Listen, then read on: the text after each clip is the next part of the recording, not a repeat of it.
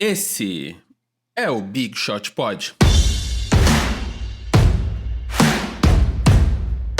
Olá, Big Shooters, Big Shooters, tudo bem? MM Isidoro aqui, voltando com mais um Big Shot Pod. Semana passada a gente tirou uma leve folga, porque, né, estamos sem tema, estamos sem uma jornada aí pra discutir, mas hoje acho que temos bastante coisa para falar. Eu estou aqui com o time completo, com Guilherme Pinheiro. Olá, já assumo que a culpa da semana passada foi minha. É que esse negócio de quarentena com filhos em casa, tem dia que não dá, simplesmente não dá pra parar e gravar. Na verdade, é uma questão de pesar, tipo, o quanto eu quero gravar e o quanto eu quero manter meu casamento, entendeu? Que o bicho tá pegando aqui e às vezes fica meio difícil de virar pra sua esposa e falar assim, agora você me dá licença que eu vou parar e vou gravar, entendeu? Então, hoje tá mais tranquilo a vida, tá mais fácil de gravar. E Vavo Mantovani. Mesma situação do Gui, só que com metade dos filhos, o que torna um pouquinho mais fácil. Então é isso, a gente tá, né, como todo mundo, espero que esteja em casa, com família, filhos, cachorros, gatos e tal. Então às vezes fica mais difícil, ainda mais quando não tem tanta coisa assim pra falar. Então a gente, semana passada, resolveu tirar essa folga, mas voltamos aí hoje para bater um papo, né? Por que não? Então vamos aqui A diferença a diferença é que faz uma semana, né? Semana passada a gente tava quase sem tema e hoje acredito que a gente esteja até com tema demais pra falar, né? 2020 que cada semana equivale a um ano, né? Uhum. Tipo, pra quem não lembra, fazendo um recap aqui desse ano, a gente começou com uma semi-terceira guerra mundial, né? Tipo, na primeira semana. Aí já passamos por pandemia, agora guerra civil americana, ainda vai ter eleição, vai ter...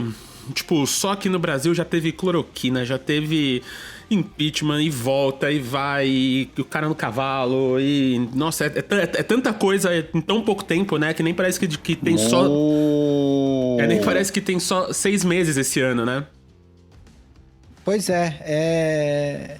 2020... Isso é importante pra galera quando chegar no final do ano, porque nos últimos anos tem acontecido tanta coisa, e aí chega no final do ano a galera, não vejo a hora desse ano acabar, porque o próximo e tal, não sei o quê. Isso é pra vocês aprenderem a não desejar o próximo ano, que a 2020 tá aí pra provar que sempre dá pra piorar, entendeu? A gente tá desde o quê? 2016, né? Falando, acaba ano, eu acho que até... Não, acho que desde 2013, assim... Galera acaba logo, acaba, porra, e agora tá tudo acabando mesmo, né? Na verdade, desde que popularizaram as redes sociais, todo mundo pede pro ano acabar. Exato. Em 2004, ninguém pedia no Orkut, no WordPress, no Fotolog. No vlogão. Flogão. Então a gente... Então é isso. Então, alguns recados iniciais que a gente não conseguiu dar semana passada. A gente vai ter o sorteio aqui do último vídeo, que se não me engano a palavra foi café, né? Que o Yuri colocou. Mas escrito de outro jeito, né? Com K, 2 Fs. Eu tenho que ver até o fim desse programa que a gente relembra e descobre e faz o sorteio pra entrar lá no grupo. Pra quem me segue nas redes sociais ou segue a galera da Ampere, ficou sabendo que a gente lançou um podcast novo semana passada, o Amarelo Prisma, um podcast junto com o Emicida, que eu dirigi e escrevi, o Gui produziu, a Ampere também aqui é a produtora, e é um projeto bem legal, um projeto que tem tudo a ver com o que a gente vai falar hoje, que é um projeto pra te ajudar aí a ficar melhor. Então vão ser 4 episódios, o primeiro saiu semana passada, o segundo vai sair hoje, no dia que você tá ouvindo o vídeo, e sexta-feira sai o podcast, e vale a pena ouvir, que vão ser 4 episódios, em cada um a gente te mostra como você cuidar de você mesmo e cuidar dos seus. Então cuidar do corpo, da mente, da comunidade, e ter coragem de não aceitar o famoso tudo isso que tá aí, pra mudar a própria história. Então tá bem legal. Um projeto tá bem especial, assim, tá bem bonito, vale a pena ouvir. Então procura aí Amarelo Prisma no YouTube, nas redes do Emicida ou onde você ouve podcast, beleza? E acho que o tema que a gente tem que falar aqui hoje é o tema que tá todo mundo falando, né? Que é o Black Lives Matter, que é o Floyd, que é tudo isso que tá acontecendo no mundo e que vai repercutir de uma maneira muito grande no esporte, porque principalmente nos Estados Unidos meio que começou por causa do esporte essa discussão recente, né? Então, se a gente olhar pra trás um pouco e ver o Kaepernick, você vê alguns caras que ousaram não aceitar o que estava acontecendo e foram... E aconteceu muita coisa com os caras pessoalmente. E você vê que isso é estrutural mesmo da parada, né?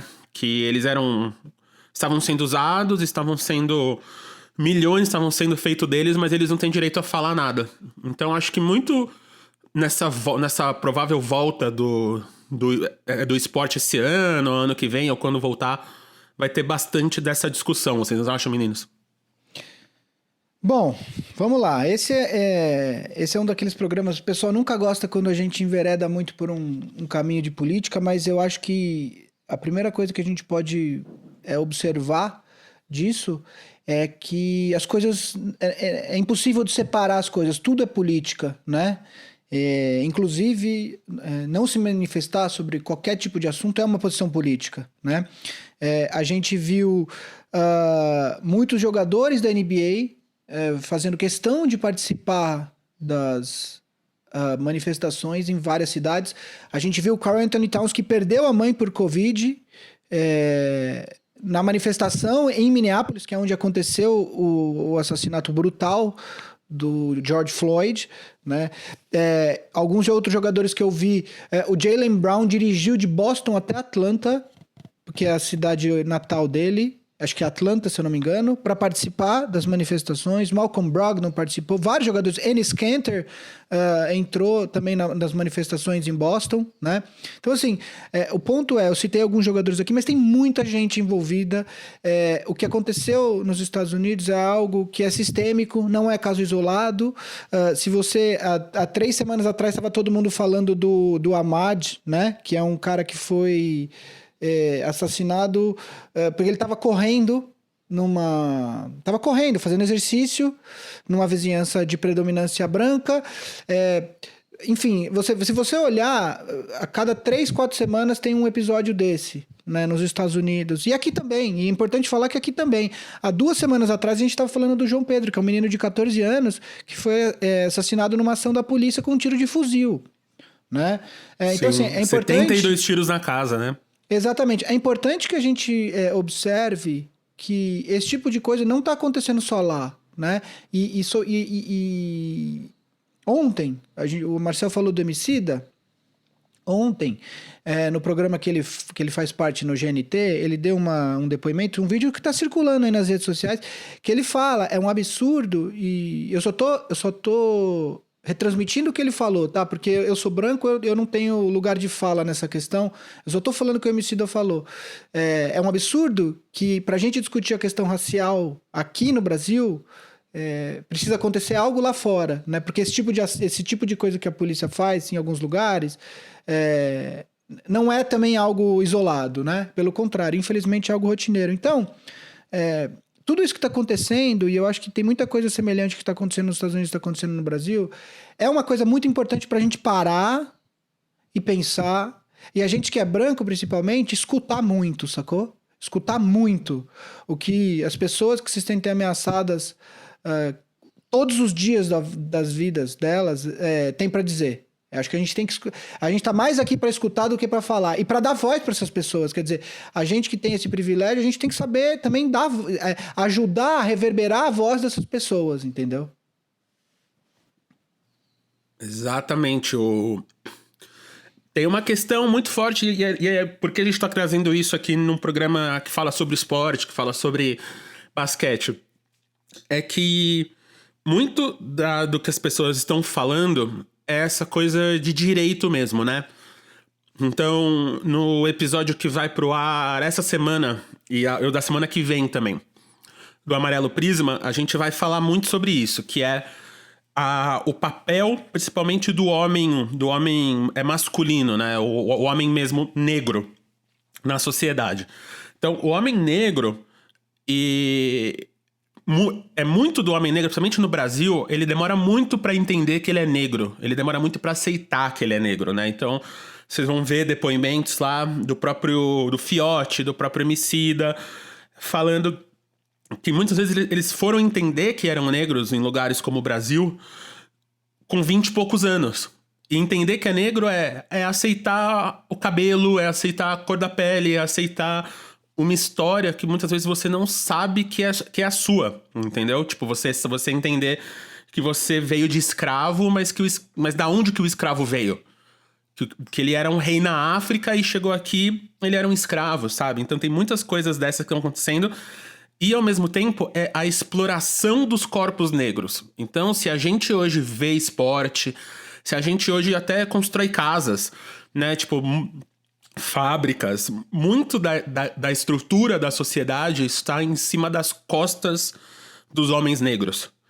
Então, você vê o futebol no Brasil, o basquete nos Estados Unidos, muitas dessas coisas, elas só existem porque os homens negros fazem acontecer.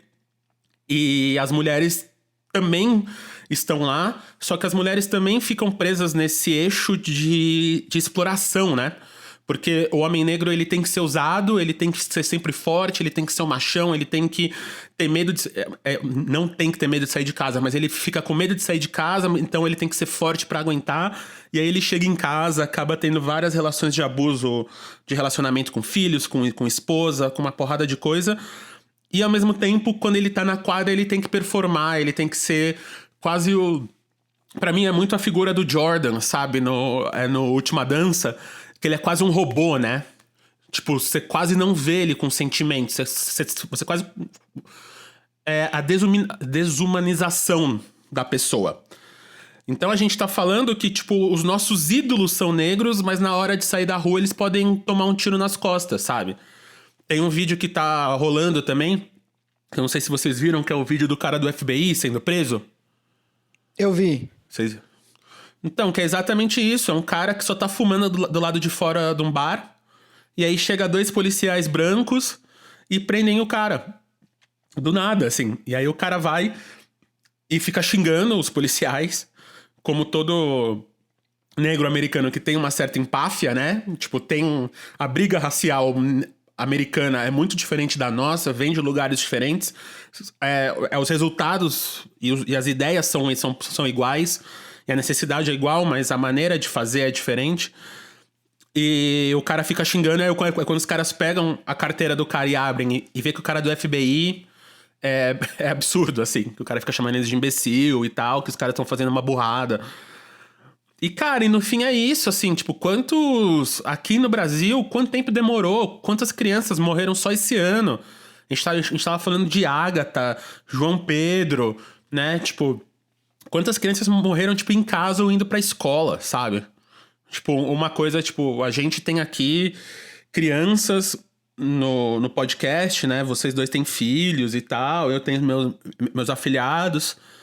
E é uma coisa que a gente nunca pensa. De tipo, o moleque... E olha que eu sou um negro, né? De tipo, porra, eu vou pôr o meu moleque na escola e pra ir pra escola ele tem o perigo de tomar um tiro nas costas. Será que ele tá bem em casa que a polícia não vai invadir? A gente não sente isso. Então imagina você viver nessa tensão 24 horas por dia, 7 dias na semana, e não importa a grana que você tem. E não importa o que você é, porque é a sua cor... O que você sempre vai estar na frente, né? Então, a questão racial, ela vai pautar muito daqui pra frente, imagino eu. O Covid é um negócio que vai mostrar muito essa diferença, principalmente em lugares como o Brasil, como os Estados Unidos, que tem um vale, né? Não é nem uma diferença estrutural, mas tem um vale... entre ricos e pobres, que é muito grande, assim, a diferença é absurda. E uma pandemia como essa, uma crise econômica como já está acontecendo e só vai piorar, tudo isso só vai aumentar essa diferença social. E aí, como é que você vai... Toda vez que você vê um preto, você vai ficar com medo do cara te roubar, porque o cara tá sem comida, porque o cara ele tem que ser um ladrão, ele tem que ser só um empregado, ou ele tem que ser só um jogador de futebol, sabe? O Thiaguinho falou...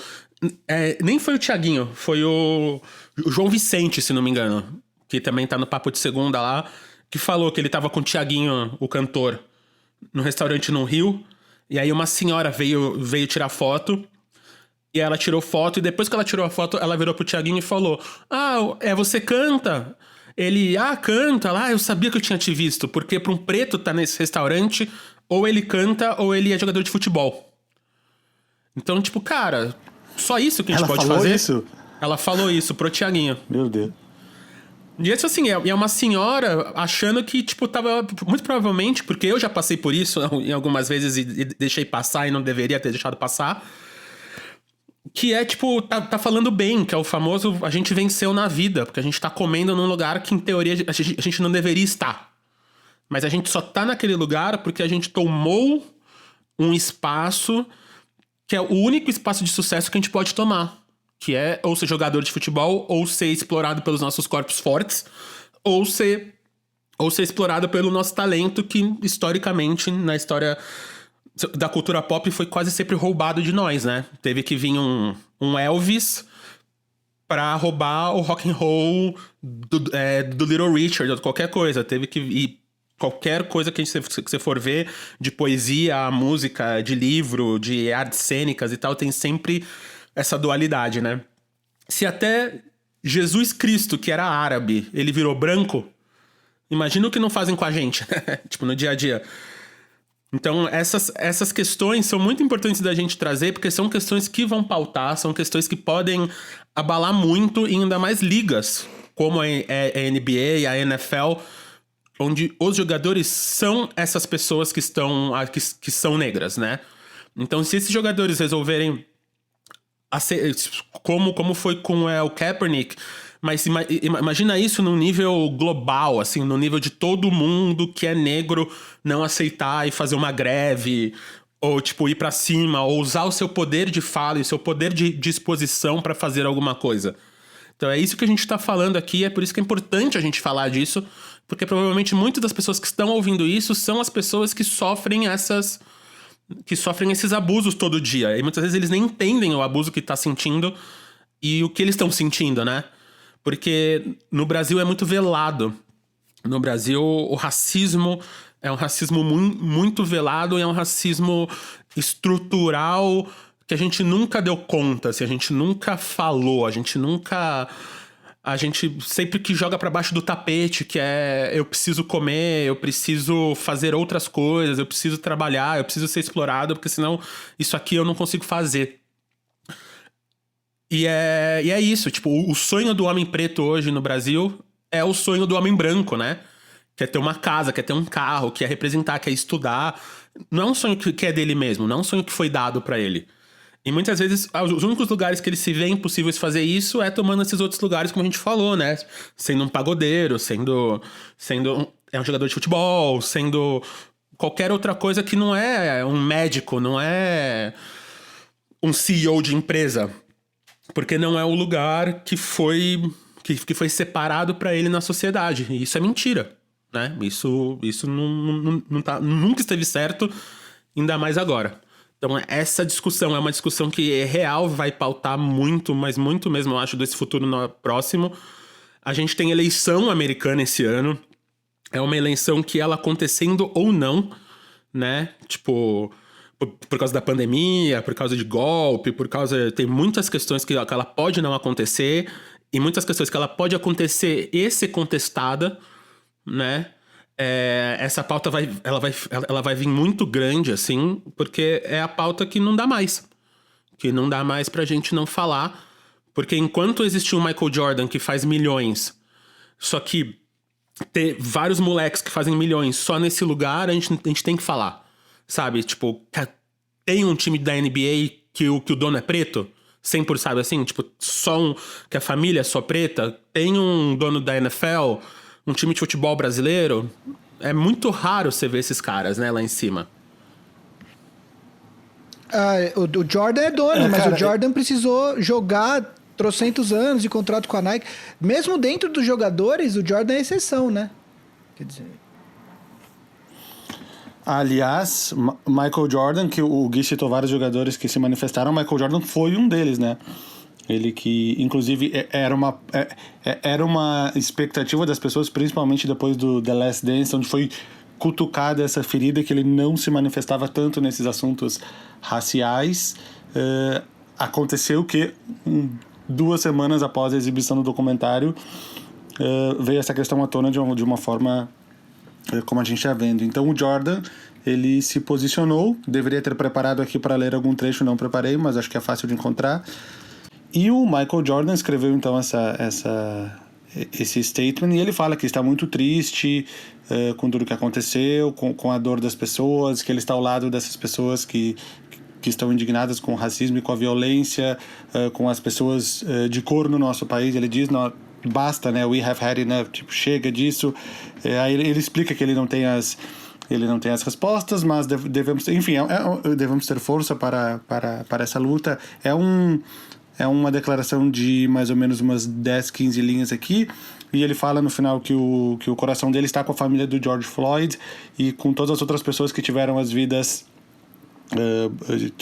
brutalmente tiradas através de atos de racismo e injustiça. Eu achei extremamente importante um posicionamento do Jordan em forma de declaração, porque eu acho que era algo que as pessoas estavam esperando que acontecesse, e acho que até as pessoas criam mais forças para lutar quando veem que alguém como o Michael Jordan, o maior jogador da história, que esteve que foi a pauta do basquete aí nas últimas 5, 6 semanas devido ao documentário, acho que o posicionamento dele foi muito importante. Teve um caso, eu até ia comentar, foi ano passado, eu não sei se vocês sabem, mas quando o Bill Russell, ele foi induzido, se fala inducted, como é que é isso em português? Induzido ao Hall da Fama. Introduzido, né? Introduzido. Introduzido no Hall da Fama em 1975. O Bill Russell se aposentou em 1969 como o maior campeão da história da NBA, 11 títulos em 13 temporadas com o Boston Celtics. Na cerimônia, em 1975, ele não foi. Por quê? Ele, na época até foi dada uma outra desculpa, mas depois ele falou que ele não foi na cerimônia porque ele não achava que ele deveria ser o primeiro jogador negro introduzido ao Hall da Fama, porque vários outros mereciam antes dele. E ele achava que os negros estavam sendo deixados de fora, e no caso ele seria o primeiro, porque ele conseguiu um absurdo, que eram 11 títulos em 13 temporadas. Ele não foi à cerimônia. Foi em 2019, acabei de achar aqui, ano passado, em novembro do ano passado, finalmente ele aceitou o anel do Hall da Fama. E aí no tweet dele ele explica isso, e ele cita o Chuck Cooper. O Chuck Cooper, ele foi o primeiro negro draftado na NBA. Ele não foi o primeiro a jogar. O primeiro a jogar foi o Earl Lloyd, que é até o nome mais conhecido por ter sido o primeiro a jogar. Ele jogava no Washington Capitals, que era um time que tinha na época e não existe mais. O Chuck Cooper, ele foi o primeiro draftado. Ele jogou entre 50 e 56 na NBA. E ele entrou para o Hall da Fama no ano passado.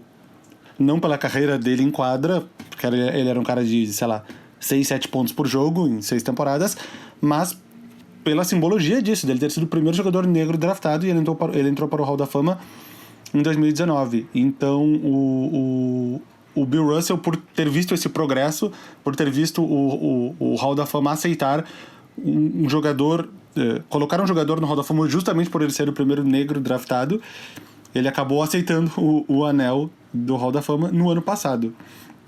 Enfim, Bill Russell, vários outros jogadores, principalmente, existe uma foto clássica, né, que é o Bill Russell, Kareem Abdul-Jabbar, o Muhammad Ali, que foi um protesto dos negros lá acho que nos anos 60.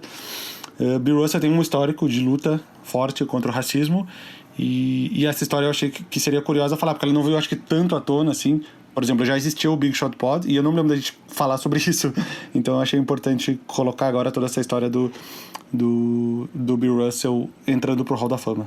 Mesmo que tardiamente, aceitando tardiamente isso. Eu queria colocar algumas coisas assim, que eu acho importantes.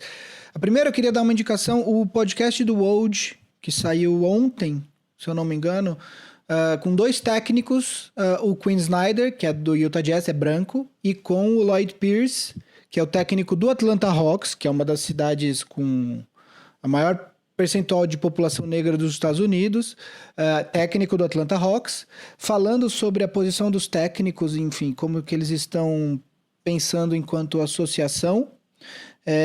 Acho legal vocês escutarem, quem escuta inglês, vale muito a pena.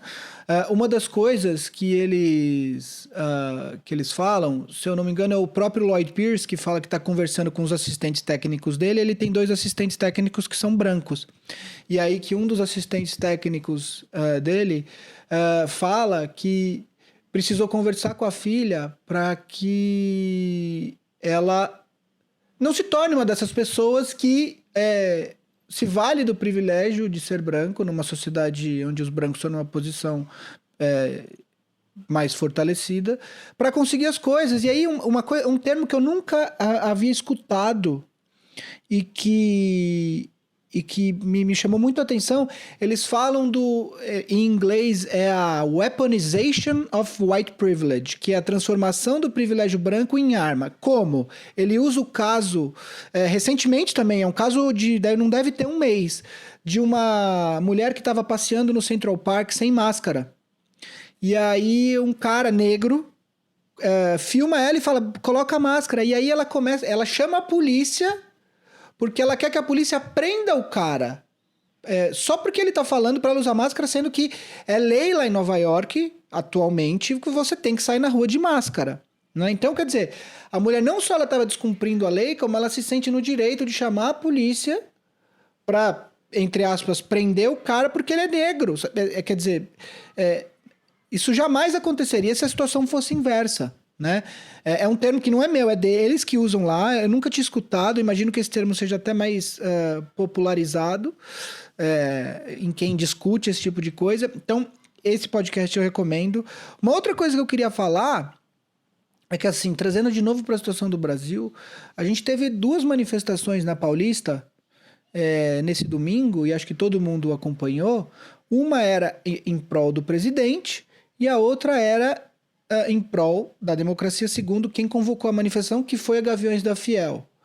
Obviamente que tinham torcedores de outros times, mas o que eu achei, e acho que muita gente achou, entre aspas, de novo, curioso, para não usar outra palavra, é que a polícia só agiu contra um dos lados, né?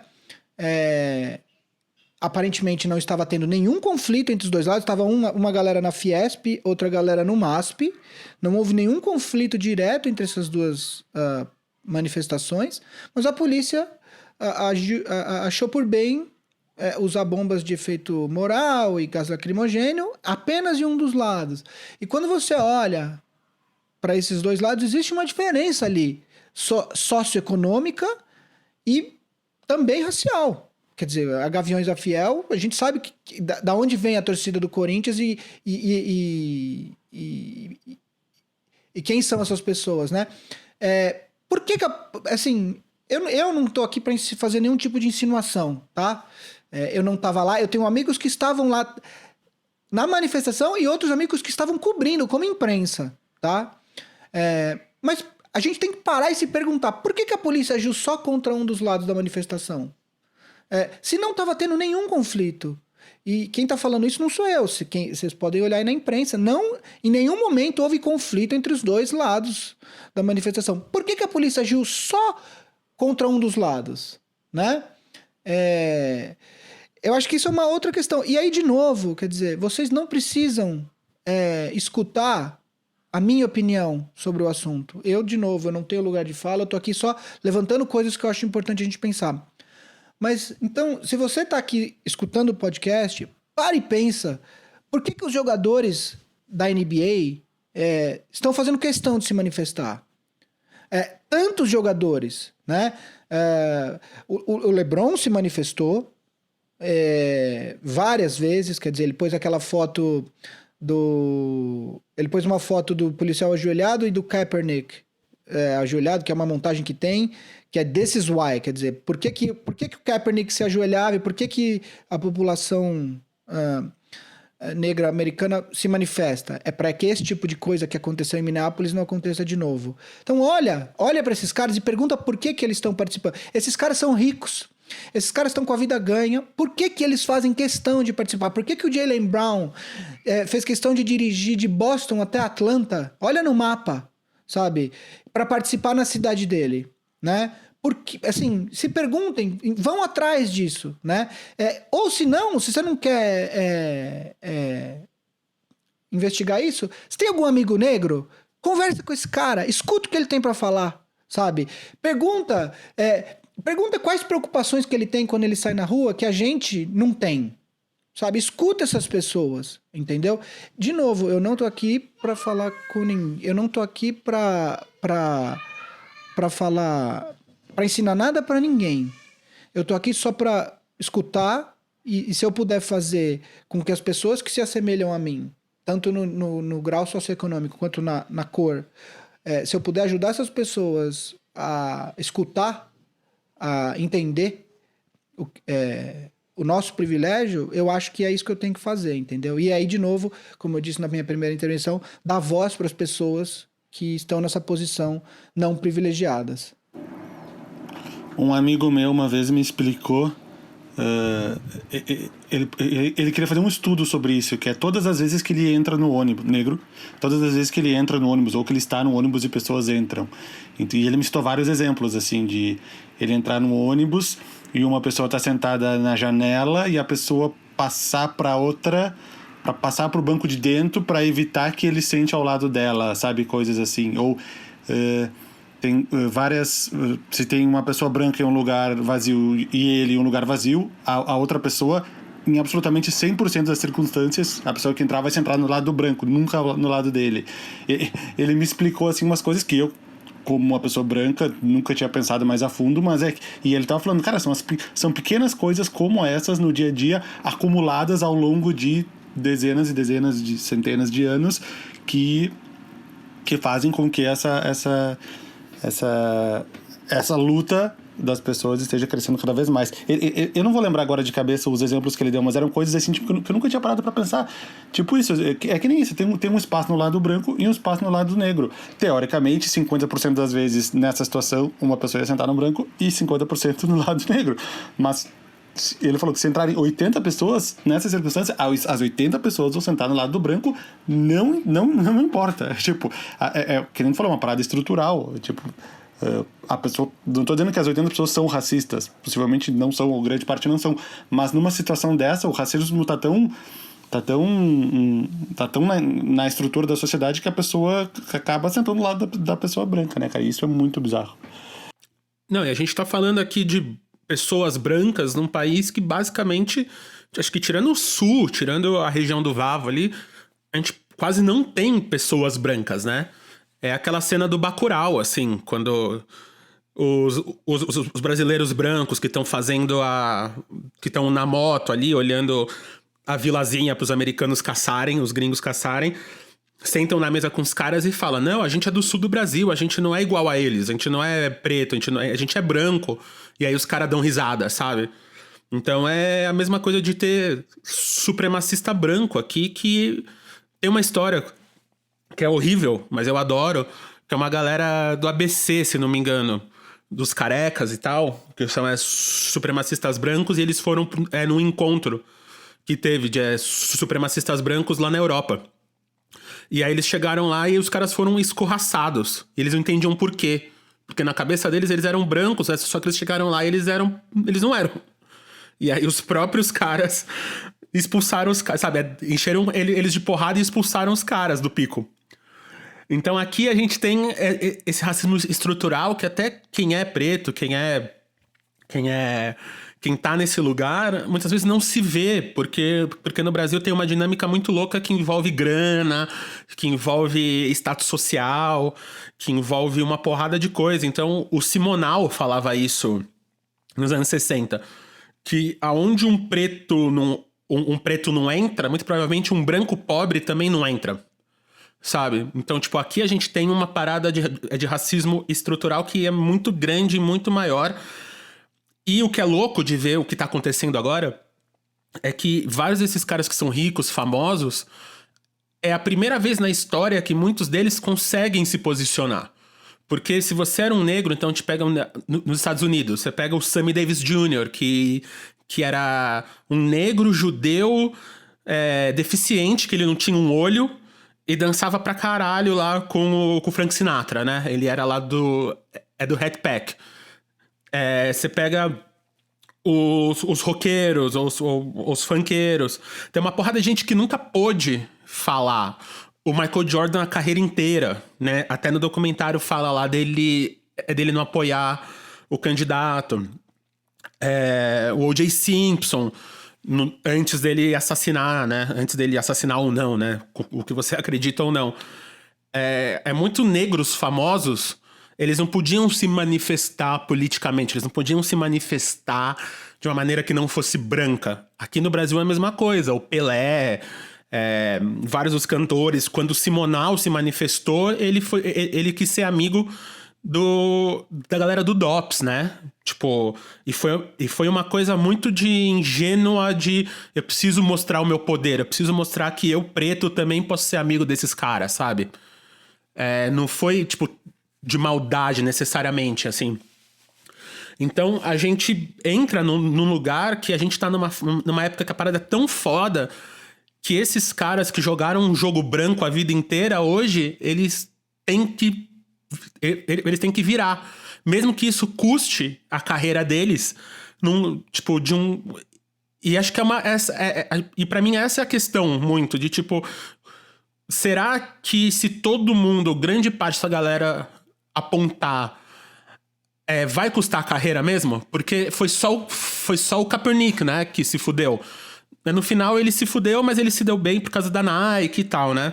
Ele virou a cara num momento muito oportuno de tudo.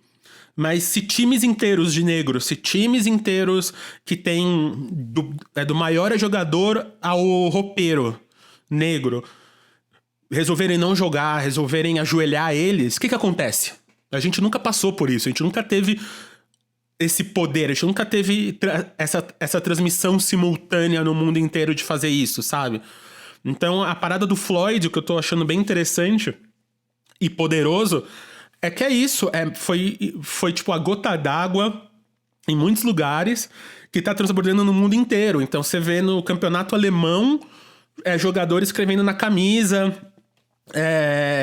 a manifestação da torcida de futebol aqui no Brasil. Tipo, é muito foda. E pra mim, eu até tuitei isso, que imagina o trauma que essa galera não tá pra eles fazerem uma aposta de tipo, de sair juntos numa manifestação no meio de uma pandemia. De tipo, caras, eu prefiro apostar em morrer por um vírus do que ser morto pela polícia, ou um dos meus ser morto pela polícia de novo, sabe? É um gamble, assim, é uma aposta muito foda pra gente levar em consideração. De o que tá fazendo essas pessoas, de jogador de basquete a qualquer outro tipo de pessoa, sair junto no meio da maior pandemia do século pra, tipo, você vê os vídeos, muita gente ainda sem máscara, muita gente não preparado, mas o tamanho do trauma, o tamanho da parada que tava dentro deles, que transbordou, e eles foram pra rua nos Estados Unidos, no Brasil, em vários lugares, meio com esse grito de eu não aguento mais, sabe? Em Londres, acho que teve manifestação na frente da embaixada americana. Quer dizer, isso tá rolando de fato em diversos países do mundo, não é só nos Estados Unidos. Então, não é nos Estados Unidos, em Londres, aqui, teve em Berlim, acho que Tóquio também, teve alguns lugares, vários lugares do mundo teve, mesmo lugares que não tem tantos negros, né? E aí, uma coisa que o Gui falou, que eu acho muito importante da gente falar, vocês que estão ouvindo, que se consideram brancos, que não se consideram negros e tal, entender o que vocês podem fazer em relação a isso. Então, os maiores aliados do feminismo, do racismo, e para quebrar isso, são os homens e são as pessoas não pretas. Por quê? Porque naturalmente as pessoas não pretas e as pessoas, ou no caso do feminismo, os homens, eles já estão numa posição de poder. Então, como é que a gente consegue ter o apoio de vocês, ter o apoio das pessoas para ajudar a gente ou simplesmente não atrapalhar a luta, né? Então, é entender o porquê de uma fala como todas as vidas importam, não é bem assim agora, né? Tá até rolando aí uma tirinha comparando isso, que é, você tem 2 casas, uma delas tá pegando fogo, e aí você pega uma mangueira pra apagar o fogo e você só joga água na casa que não tá pegando fogo. E aí você fica falando, não, eu tenho que molhar a outra casa porque a outra casa importa também. Então hoje, quem tá se fudendo é o preto. Então sim, todas as vidas importam sim. Mas cara, quem tá com medo de sair na rua, a criança que tá tomando tiro indo pra escola é a criança preta. Então como é que a gente faz menos crianças pretas morrerem ou nenhuma criança preta morrer? Né? Um cara preto que só tá indo fumar um cigarro ou comprar alguma coisa na rua, ou só correr como o outro moleque que morreu nos Estados Unidos, como é que a gente faz essas pessoas continuarem vivas? No caso do machismo, é a mesma coisa. Como é que a gente, que é homem, protege as mulheres, a população LGBTQ+, como é que a gente consegue ajudar essa luta ou simplesmente não atrapalhar? Então, muito dessa questão que a gente tem que ouvir, e eu também me coloco nessa posição, porque apesar de ser negro, eu cresci em volta de brancos, e eu cresci em lugares, eu fui educado em lugares onde a minha cor foi muitas vezes... porque eu sou um negro mais claro. Muitas vezes a minha cor ela foi clareada, né? Então eu fui me entender preto muito depois. Eu fui entender que eu sofria racismo muito. O que era o racismo que eu sofria muito depois. É entender muito isso, de como vocês podem ser aliados na luta. Então a gente tá vendo nos Estados Unidos grupos de mulheres que são super bem organizados fazendo a primeira fila contra, né, nas manifestações, porque elas sabem, ou sabiam antes do que está acontecendo agora, que o presidente lá também está causando, de proteger os negros, porque elas sabiam que mulheres brancas e loirinhas e tal, a probabilidade de ser atacadas por policiais eram muito menores do que qualquer negro, né? Então a gente tá vendo muito... Então, a gente tá vendo muito isso de grupos brancos ou feministas ou de muitas outras lutas se juntando para aliar. Então, se você quer ajudar, se você quer fazer alguma coisa, primeiro entende da onde tá vindo e entende o que você pode fazer, né? Eu falo muito de saúde mental aqui e é isso. O não atrapalhar é muito importante do que tentar ajudar e ajudar errado. É muito mais importante. Então vamos aprender, porque muito do que a gente gosta, muito do que a gente tá aqui fazendo, ele só existe porque os pretos fazem. Se os pretos resolverem não fazer, e eu acho que eles devem fazer isso a curto prazo, eles devem fazer isso até essa parada resolver, e tipo, resolver de qualquer jeito, ou começar a ter esse diálogo, né? É uma questão muito grande, muito, muito maior, mas se eles resolverem parar, a gente não vai ter. A gente não tem mais esporte, a gente não tem mais construção civil, a gente não tem mais uma porrada de coisa que a gente acha que devia ser assim desde sempre, né? Então, se a gente não mudar agora, tudo isso que a gente tá falando, do Big Shot Pod, a NBA, a fábricas, uma porrada de coisas que a gente acha que é normal, não existe. Então, vamos aprender como a gente pode ser aliado nosso mesmo, né? Seja meu, aqui como apresentador do programa, como um homem negro, seja do seu vizinho, seja daquele jogador que você gosta. Porque tem muitos desses jogadores também que estão se entendendo negros agora. Tem muito jogador brasileiro que deveria estar tomando posicionamento e não está, porque ele não pode falar mal de pessoas, né? Ele não pode se posicionar porque ele vai deixar um patrocinador, ele vai deixar alguém alguém entristecido. E ele tá muito mais interessado em ganhar grana do que salvar vidas. Ou ajudar a salvar vidas da maneira que for. Então, estando perto de pessoas que passaram por isso e passam por isso, principalmente agora, nesses últimos meses, que eu tô muito perto do movimento hip hop, que eu tô muito perto do Emicida, dessas pessoas, e ouvir as histórias que esses caras passaram e ainda passam, é muito foda, sabe? É muito foda de passar. Então, eu não quero que isso aqui vire uma África do Sul, eu não quero que o mundo vire esse apartheid que pode se formar. Eu tive experiências bem poderosas em lugares como a África do Sul. Eu namorava uma branca lá, uma branca holandesa, né, tipo afrikaner mesmo. Pra quem não sabe a história afrikaner, a África do Sul ela foi colonizada pelos esses holandeses. E eu tinha muitos amigos negros artistas lá, músicos e tal. E, cara, lá a segregação acontece até hoje, num nível que se eu saísse com a minha namorada branca, os meus amigos negros, que eram os maiores cantores da África do Sul na época, eles não podiam ir no restaurante comigo.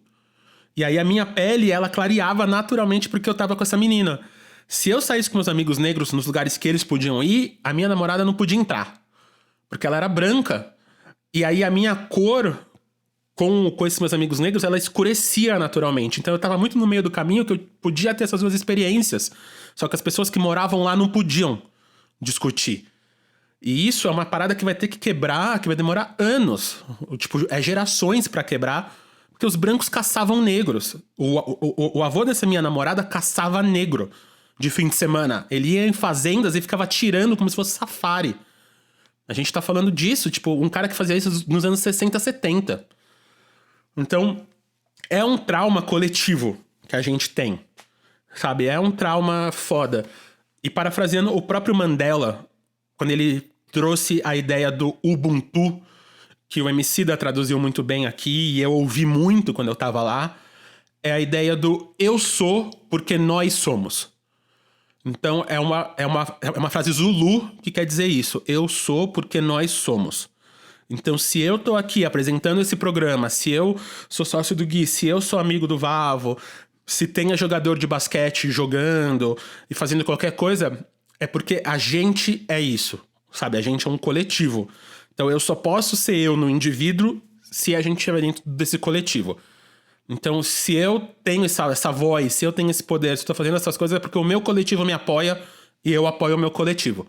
Então, para vocês que estão ouvindo, para vocês que estão aí, a gente tem cada vez mais que pensar no coletivo, que seja o Covid, seja o racismo, são brigas coletivas, são brigas que não vai ser uma pessoa só que vai resolver. Quem vai resolver é o todo. Então a ideia do Ubuntu é muito forte, é muito importante, porque a gente só vai estar saudável de novo, seja no individual, seja no coletivo, se todo mundo estiver bem, se todo mundo resolver comprar essas brigas e se essa briga não for mais uma briga, né? For uma coisa que ficou para trás.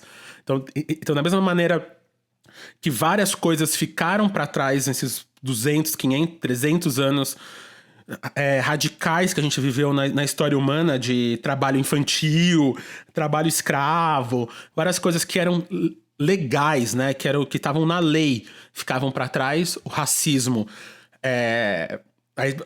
a exploração do corpo negro, a exploração da mente negra e tal, tem que ficar para trás.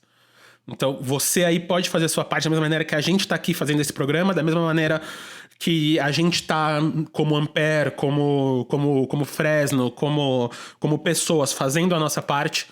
Isso é muito importante. Então, fica aqui o meu pedido para, se você quer fazer alguma coisa, se você não tá aceitando mais, vai atrás, pesquisa e vê o que você pode fazer agora, porque é agora que a gente tem que fazer isso. Boa, sabe as palavras. Eu acho que acho que a gente tem umas coisinhas pra falar ainda, não sei se vamos falar, principalmente sobre a possível volta da NBA. Só antes disso, eu queria só um pequeno comentário. Que cena horrível, né, velho? Que cena horrível, cara. Vocês conseguem se imaginar estando no lugar do George Floyd, tendo uma pessoa em cima, se ajoelhando em cima do teu pescoço, te impedindo de respirar, implorando pra pessoa sair dali. E uma pessoa sádica, que a gente vendo o vídeo dá pra ver que o cara tá tendo prazer em fazer aquilo. com as mãos no bolso. Ele só não tá dando risada, ele tá dando risada por dentro, cara, porque ele não tá dando, a cara dele não tá dando risada, mas ele tá dando risada por dentro, ele tá tendo prazer, e ele sabe que ele não vai ser, que ele vai ser impune, porque ele já deve ter feito isso dezenas, centenas de outras vezes e não aconteceu nada. Que cena horrível, cara, que cena horrível. Não dá pra se imaginar estando naquela situação, né, cara? Que bizarro, cara. Vendo aquele vídeo eu fiquei mal, cara, fiquei mal mesmo, velho. Pior é saber que isso acontece várias outras vezes, só que não tá sendo filmado, né? Eu não consegui terminar de ver. Eu tive que parar porque realmente é horrível. E, na verdade, eu não consegui ver mais que 10 segundos, assim. Eu não tenho estômago para ficar vendo essas coisas. Antes só de passar a palavra de novo, Marcelo, só queria falar, para vocês terem uma ideia, eu recebi aqui num grupo dos times dos maiores esportes dos Estados Unidos, 26 dos 30 times fizeram declarações sobre os protestos. Os únicos que não... 26 de 30 times da NBA. Os únicos que até agora não se manifestaram, e esse tá aqui escrito que pelo Twitter, declaração oficial de hoje, do dia 2 de junho de 2020, tá? Meia-noite, hoje é terça, então é meia-noite de segunda para terça, meia-noite do leste americano, né? Então, de lá para cá já foram 12 horas e isso pode ter sido atualizado, mas os únicos times que não se manifestaram foram, curiosamente, o Atlanta Hawks, o New York Knicks, o Detroit Pistons e o San Antonio Spurs. Da NHL, 23 dos 31 times se manifestaram.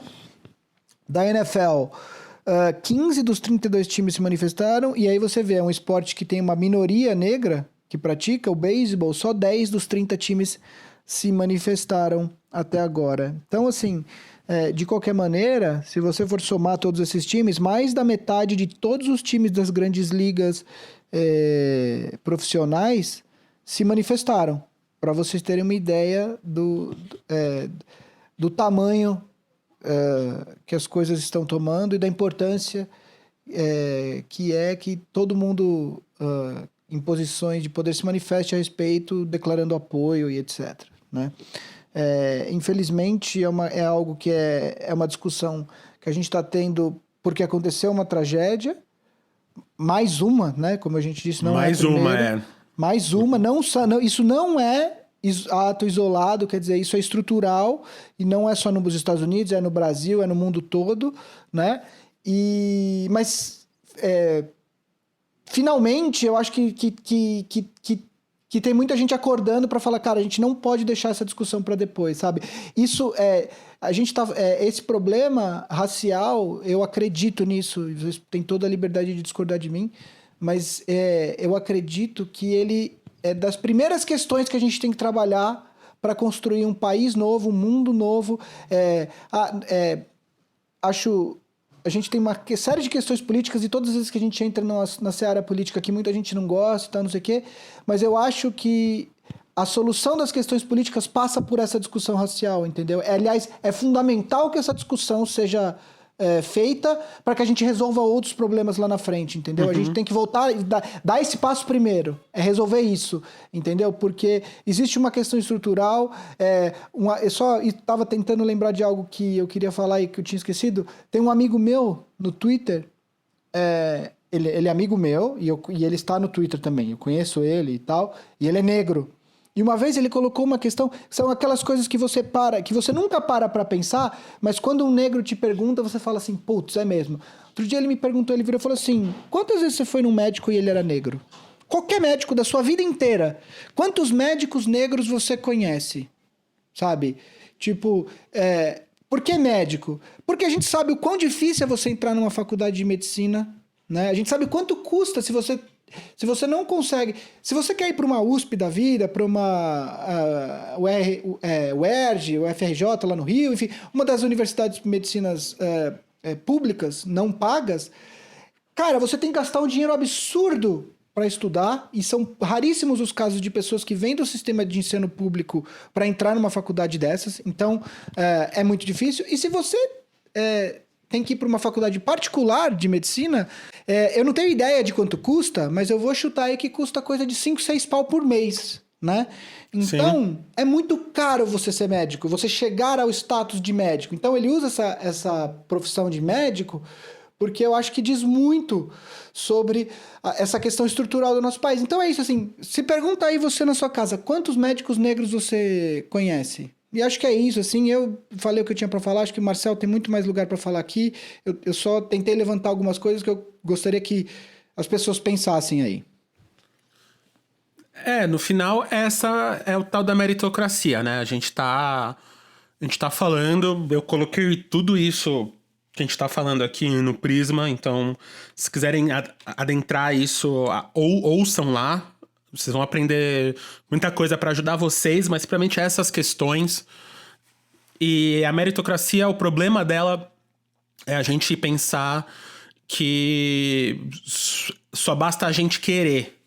Mas como é que eu vou querer alguma coisa, sendo que se eu sair na rua eu posso tomar um tiro pela cor da minha pele, eu posso não receber uma vaga de trabalho pelos dreads que eu uso, sabe? Eu posso ser estuprado porque eu sou uma mulher. Então, tipo, cara, tem muitas questões aí que não é só questões baseadas nessas possibilidades brancas, que é o que a gente... É da onde se contam a história, né? Então, o sonho que a gente vive é um sonho branco, é um sonho de quem narra, é o sonho da casa própria, é o sonho do carrão, é o sonho de ir pra Disney todas as férias, de ter o último celular, de usar a última roupa. Mas não é necessariamente o sonho que todo mundo tem que sonhar, porque tem gente que sonha só em sair de casa e não morrer, sabe? Então é muito foda falar isso, é muito foda ter que falar isso agora, no meio da pandemia, num programa de basquete, num programa que é focado em esporte. Mas é isso que a gente passa, sabe? É isso que a gente passa. Quando você tem um jogador de basquete com uma filha trans e ele comemora as escolhas da filha e as pessoas vão lá e ficam xingando a criança porque a criança ela não deve fazer, cara, sabe? A gente falhou. A gente falhou. Então, que sorte dessa criança de ter um pai que tem grana, de ter uma mãe e uma madrasta que apoiam as escolhas dela. Que sorte. Mas, tipo, se fosse qualquer outro lugar, essa criança ia estar... Como existem muitas dessas crianças, elas iam estar muito ferradas. Tanto mentalmente, quanto seus corpos iam ser violentados, sabe? Então, é essa questão que a gente tá falando, assim. É uma coisa muito básica e que a gente tem que mudar... A gente tem que mudar hoje, a gente tem que fazer. A gente tem que mudar.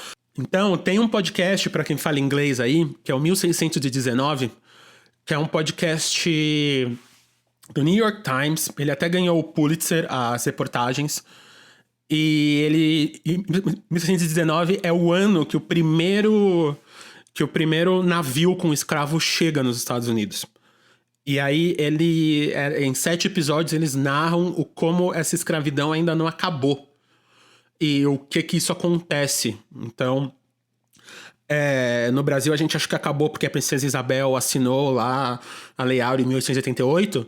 Mas, cara, não acabou. Muitas das coisas que a gente vive hoje existe por causa dessa ferida ancestral e desse pensamento de como o negro é uma parada inferior, né? Então, seja a Guerra do Paraguai, o que a gente fez na Guerra do Paraguai com os soldados negros que eram escravos libertos, a primeira favela vem disso, desses escravos da Guerra do Paraguai, o trabalho manual. Isso eu tô falando de Brasil. Nos Estados Unidos ainda é muito mais profunda essa ferida, porque é uma ferida... Tipo, a maneira americana como o americano pensa a vida, né? De ser muito mais individualista, de ser muito mais bélico, né? A parada de armas e tal. Então, é muito importante a gente começar a entender isso, porque isso vai... Se a gente começar a resolver, se a gente começar a fazer pequenas ações diariamente para resolver isso no nosso dia a dia, seja no ônibus, da gente não achar que todo preto é ladrão, como o Vavo falou, seja de entender que existem pretos que podem ser médicos, mulheres que podem fazer o que elas quiserem, pessoas que não estão de boa com o seu gênero, com o seu sexo, resolveram mudar. Cara, se a gente começar a entender isso, o racismo, esses preconceitos, a gente só tem como melhorar. A gente só tem como ficar melhor.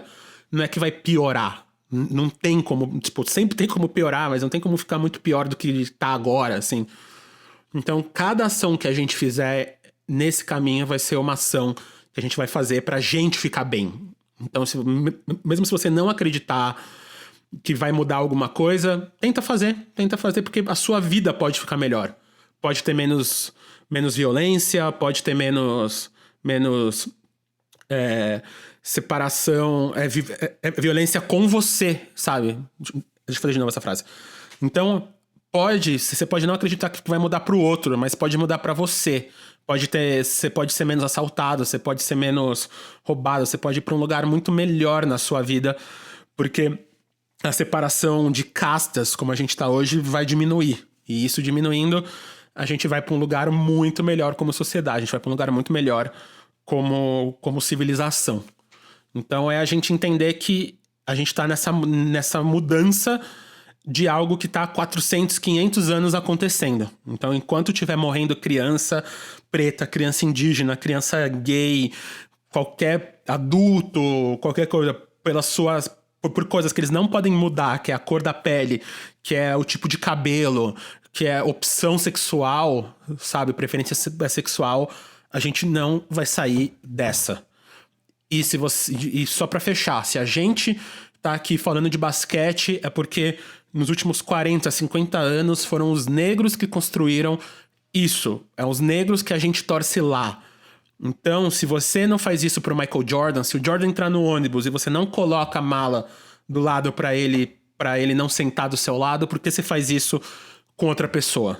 Qual que é a diferença? Tenta entender isso dentro de você e vamos tentar mudar isso dentro de cada um de nós, que só assim a gente vai mudar. E o processo é desconfortável. O processo é desconfortável. Você lidar com preconceito, e eu falo isso porque eu passo por isso, assim, tô falando por mim de novo, né? Cara, lidar com preconceito e lidar com o fato de que você é preconceituoso sem saber que você... Porque o fato... Existem preconceitos que estão tão arraigados na nossa sociedade que você não é preconceituoso porque você é cuzão. É simplesmente você foi criado nessa cultura, né? E aí você se deparar com esse tipo de preconceito e fala assim, caralho, eu tive uma atitude preconceituosa quando eu fiz isso, ainda que seja sem querer, é desconfortável. Então assim, o processo tem que... Aliás, ele só funciona se for desconfortável. Eu acho, entendeu? Você precisa... Eu tento fazer isso todos os dias, a gente tenta sempre se desconstruir, a gente sabe que não depende que é difícil, que por mais que a gente tente, a gente não controla o processo, mas assim, só funciona se for desconfortável. A gente tem que se deparar e analisar atitudes, analisar coisas que a gente pensa, né? Porque só assim que a gente vai conseguir realmente superar isso. E é o que o Marcelo falou, isso precisa ser feito agora. Exato. Então a gente vai ter que mudar, a gente tem que entender de onde que vem isso. Muitas vezes a gente nem percebe, né? Achar que não andar na rua, que vai fazer, e muitas vezes é na sua quebrada, é uma quebrada que tá todo mundo lutando a mesma briga. E a reconstrução e mudar é isso. Então, qual foi a última novela que você viu que o personagem era preto? Principal. Qual foi, tirando Pantera Negra, qual outro filme que tem super-herói, que tem gente negra, mulheres negras ali, sabe, mandando bem, sendo o herói que você torce.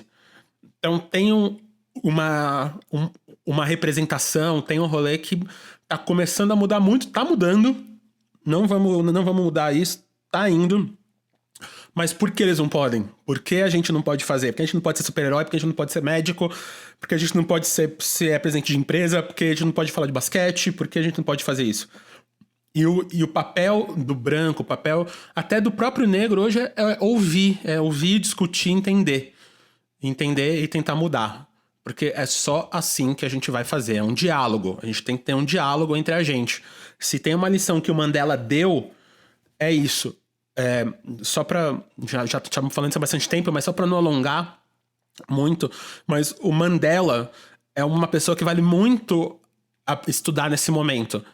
Porque quando ele estava na África do Sul, ele foi o primeiro advogado negro da África do Sul. Um país que é né, um continente que é todo negro. Ele é um dos primeiros advogados negros, se não me engano, o primeiro. Ele funda a ANS, que é um partido negro, e ele tenta, através da paz, durante muitos anos, conversar com o governo do apartheid, o governo branco que tomou conta da África do Sul no começo do século passado. Esse governo branco não aceitava, esse governo branco começou a matar os negros, começou a fazer chacinas iguais às chacinas que a gente vê aqui no Brasil, nas favelas. O que o Mandela fez? Cara, o Mandela foi para Moçambique aprender tática de milícia. O Mandela, até 2008, ele estava na lista de terroristas mundiais. Ele não podia entrar nos Estados Unidos sem autorização. Ele era considerado um terrorista, e uma das vezes que ele ficou preso 27 anos é porque ele foi pegar em arma. Então, esse velhinho, que a gente lembra dele, depois que ele foi presidente, com as suas camisas coloridas, com a sua camisa toda, imagina o desespero dele, dele ser um dos primeiros caras educados, fundar um partido inteiro, tá ali com o Desmond Tutu, com o Ortambo, com toda uma galera muito foda na África do Sul ali fazendo. O cara teve que pegar em arma, porque eles estavam matando e atirando nos dele. E aí, quando ele sai da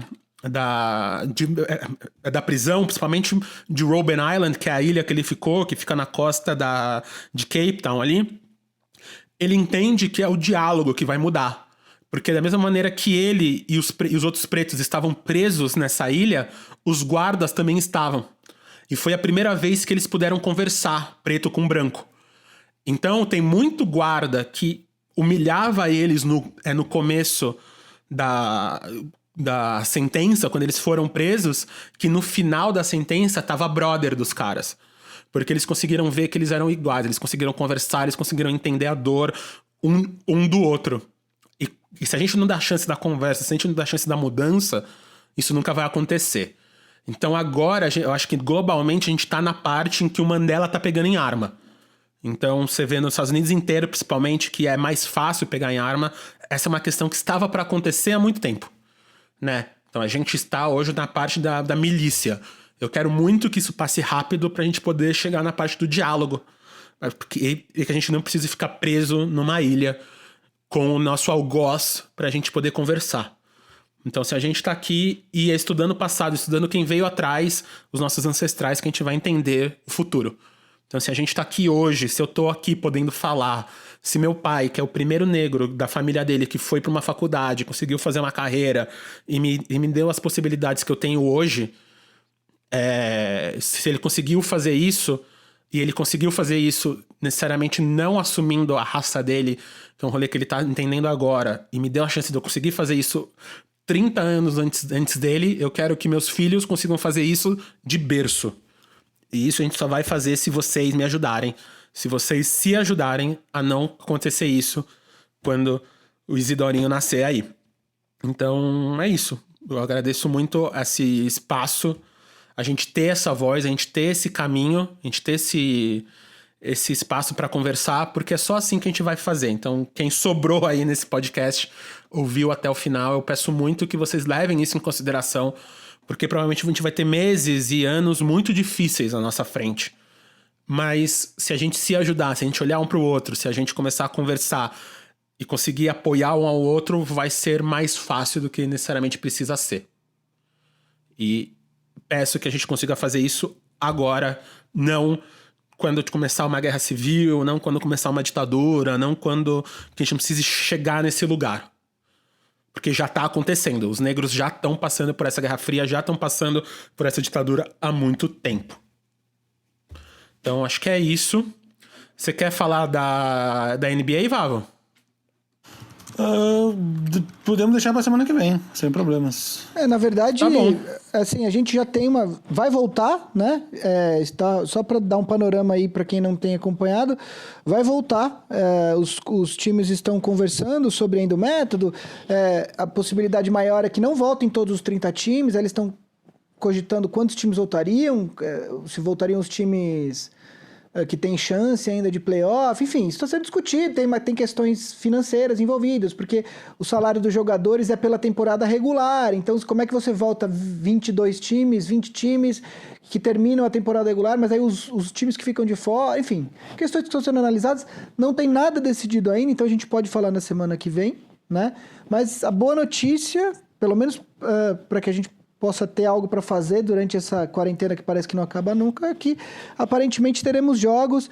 Existe a questão também se vai ser em Orlando, tudo indica que sim, mas a Disney anunciou que vai reabrir os parques, então não seria uma bolha, quer dizer, os jogadores não estariam restritos lá dentro, e aí tem questões de segurança do ponto de vista médico envolvidas. Enfim, a gente volta, acho que a semana que vem a gente vai ter uma posição um pouco mais mais clara, né, Vavo? Exatamente, foi o que eu vi, né? Acho que a gente se aprofunda mais na semana que vem. Achei curioso esse cenário onde jogam apenas os times que têm chances. Não sei como eles fariam isso, porque, por exemplo, um time como o Washington Wizards, ele teria chances se tivesse 82 jogos, mas tendo menos de 82 jogos, essas chances são praticamente nulas, então eu não sei como eles vão resolver essa questão, entendeu? Mas curioso, é bom tema pra gente discutir na semana que vem. E os times, os times dos mercados menores que ficariam de fora, tem uma notícia no site da ESPN americana hoje falando que os caras querem jogar, porque os times, o New York Knicks, que não tem chance de playoff, se ele não jogar essa temporada, vai continuar tirando o lucro monstruoso porque ele tá em Nova York e tal, não sei o que. Agora existem times menores que não necessariamente que precisam jogar para oferir o lucro, né? Então, isso é uma outra questão que a NBA vai ter que contornar aí para esse retorno. Exatamente. Deixa eu dar um recado, então, antes de acabar. Hoje é quarta-feira, né? Para quem tá assistindo no dia do lançamento do episódio. Hoje, quarta-feira, 3 de junho, eu vou voltar no Boom Shakalaka com os jogos clássicos ao vivo. Pra quem não sabe, eu fiz 2 transmissões, a primeira com o Marcel. A gente viu o Career High do Jordan, né, os 69 pontos do Jordan contra os Cavs lá em 90. Depois eu fiz um com o Marcel e o Gui, com os dois. A gente viu aquele jogo de arbitragem polêmica entre Kings e Lakers em 2002. E o que eu vou fazer hoje à noite é o jogo 7 das finais de 94, quando o Rockets foi campeão pela primeira vez. E quem vai estar junto comigo é o Paulo, que é meu amigo de infância, torcedor dos Knicks. A gente acompanhava NBA junto, cresceu assistindo NBA junto, a gente assistia. Eu não tinha TV a cabo, eu dormia na casa dele para assistir jogo de NBA. Então a gente vai reassistir esse jogo 7 das finais de 94 entre Rockets e Knicks. Convidaria vocês dois, Marcel e Gui, se eu soubesse que meu computador ia aguentar, mas eu acho que ele não aguenta tantas pessoas e talvez ele trave. E eu digo talvez porque ele voltou do concerto melhor. O HD tá livraço, o HD foi zerado, todos os arquivos estão num backup, então ele tá um pouquinho mais rápido, mas eu precisaria testar isso antes. De qualquer jeito, quem tá ouvindo o podcast no dia de lançamento, hoje às 9 da noite, aliás, no Twitch, não vai ser no YouTube. Vai ser no canal da Twitch que eu fiz do Boom Shakalaka, que é Boom Shaka Live, em vez de Boom Shakalaka. Porque o user Boom Shakalaka não tem como registrar. Qualquer variação possível também não tinha como registrar. Aí eu usei toda a minha criatividade e criei o Boom Shaka Live. Mas é bom. Bom, né? Ficou bom. Se você usar o StreamYard, ele segura porque nem passa pelo seu computador, né? Você só vai direto pro servidor deles. Bom, aí então você consegue usar. Então podem invadir hoje, se quiserem também. Ótimo. 9 horas. É isso, Boom Shaka então. Live. Quem assistam lá amanhã, ou hoje, né? Pra vocês estão ouvindo amanhã pra gente aqui. O Vavão, talvez eu consiga, talvez não. Vou ver, a vida está corrida. Mas aqui, ó, quem ganhou aqui, eu fiz o sorteio aqui rapidão. Quem ganhou no último programa, a palavra café em turco, K-A-F-F-E, foi Luiz Carlos Neto. Então, Luiz Carlos Neto ganhou aí pra ir no nosso grupo, né? É um mês, mas talvez seja até durar a quarentena. Já que tá tudo parado, a gente fica se ajudando lá. Então, eu acho que a palavra hoje... Luiz Carlos Neto é filho do Luiz Carlos Júnior, narrador do Sport TV, né? Será? Ia ser foda. E aí a gente tá lá, então... Pra ajudar aí a hashtag, vamos ver. Vamos subir a hashtag aí, tipo, Vidas Negras Importam. Hashtag Vidas Negras Importam, tudo junto nesse vídeo. Quem usar essa hashtag aí com nós, pra gente ajudar o movimento, pra subir tudo, a gente vai sortear aí semana que vem mais uma vaguinha no Big Shot Pod All Stars. Beleza? Então, hashtag Vidas Negras Importam. Galera, brigadão aí por esse espaço, por terem ouvido a gente até aqui. De novo, vão estudar, vão entender o que tá acontecendo. Se vocês não querem, porra, isso não importa, importa para um caralho. Ouçam o que a gente tá fazendo lá no Amarelo Prisma, ouça principalmente o que pessoas como o Emicida, o Rashid, o Rael, o Zudzilla, muitos desses caras pretos do hip hop estão fazendo e o porquê eles estão fazendo. Então, tem muitos caras aí, tipo o Zudzilla, que é um cara que vem do Sul, é um rapper que vem lá de Pelotas. Eu fico muito imaginando como é que é ser um rapper em Pelotas, sabe? Se já ser um branco em Pelotas já é difícil. Imagina um rapper negro e tal. E ele tá fazendo uma música muito, muito especial, assim, na mensagem. O Leandro, o Emicida também, o Fiote, o Calab Fantasma tá fazendo as questões. Então dá uma lida, dá uma entendida. Não fica só reproduzindo o Todas as Vidas Importam, que não é isso. O que a gente tem que fazer agora é estudar, é entender e principalmente não atrapalhar. Então, vamos lutar porque isso envolve todo mundo, porque é isso. Se isso escalonar e não tiver solução, é a NBA que para, é tudo que vai parar e a nossa vida não vai... Tipo, espero que não seja mais a mesma. Mas mesmo se for egoísta da sua parte, de isso não é pra mim, é pra você sim, porque se você tá com a camisa do seu time aí, é porque tem um preto que tá representando essa camisa lá, que tá defendendo essa camisa lá. Então, use isso a seu favor e ajude esse cara que já é milionário, que já tá lá, a continuar a ser esse cara, beleza? Então é isso, a gente volta aí semana que vem, espero que com temas mais leves e mais tranquilos, mas duvido, porque as coisas estão indo, mas a gente volta aí pra falar de NBA, falar de basquete, falar o que a gente tem que falar. Mas é isso, então muito obrigado aí por ouvirem até aqui. Gui e Vavo, obrigado pelo espaço, obrigado por serem parceiros na luta. E isso é muito importante, a gente precisa cada vez mais de pessoas assim. Então a gente volta aí semana Inclusive, que... Fala, Gui. Só uma última coisa. Não, talvez eu até tava pensando aqui, talvez eu até tenha falado demais no programa de hoje, mas é porque é na melhor das intenções, é para tentar ajudar as pessoas que estão numa posição parecida com a minha a refletir um pouco. Então, se eu falei demais, peço desculpas, mas é porque, de novo, essa não é o meu lugar de fala nesse assunto, mas realmente é na melhor das intenções para ajudar as pessoas que escutam a gente. Eu acho que isso daqui é uma coisa que potencializa a nossa voz. Então, se eu puder ajudar as pessoas a refletir um pouco, as pessoas que estão numa situação próxima à minha, eu acho que já é alguma coisa. Perfeito. Então é isso, vamos falar, vamos entender, da mesma maneira que eu tô muito perto do Gui, tô vendo mudar, muito perto do Vavo e dos meninos da Fresno, e tô vendo mudar muito a maneira que eles entendem e que tá acontecendo. A gente tem que fazer isso junto, não é separado, não é discutindo, não é eles lá, é um problema deles lá, é um problema nosso. E só no coletivo a gente vai mudar, seja acabar com o Covid logo, seja ajudar o racismo estrutural a ir para um outro lugar, que eu espero que seja o quinto dos infernos. Então a gente se vê aí semana que vem e a gente volta aí. A gente é editado pelo Guido e por uma produção da Ampere. Falou, gente, até semana que vem. Fiquem vivos. Falou, gente. Um abraço.